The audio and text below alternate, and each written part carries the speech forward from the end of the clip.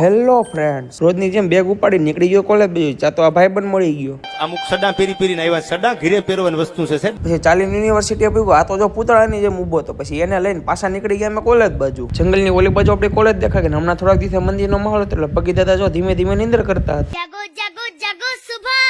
કોલેજમાં મારી દીધી એન્ટ્રી ને ક્લાસમાં જઈને જોયું તો આજ ન્યાય મંદિરનો માહોલ હતો એટલે બીજા ક્લાસમાં અમને ભેગા કરી નાખ્યા. પછી સર એમાં પેલી બેન્ચ વાળાને પર્સનલ ટ્યુશન દેતા. પછી આપણે શું પણ આપણે તો નીકળી ગયા પછી બ્રેકમાં કોઈ ભાઈ બને નહોતું. હું કચ્છી બે જ હતા ખાલી. એટલે ઘડીક બેહીને વીએ ગયા ઉપર ત્યાં સર જો ટેસ્ટનું ટાઈમ ટેબલ બનાવતા હતા. એટલે મેં કીધું કે तेरा तो गेम बजाना पड़ेगा. એટલે પછી સર એને બાકાજી કે બોલી દીધી જો બધાએ. પછી કોલેજ પૂરી થઈ એટલે નીકળી ગયા હતા હોસ્ટેલ બાજુ. ત્યાં એક ભાઈ બંધ જો ગદ્દારી કરીને બેહી ગયો તો સર આવી રહ્યા.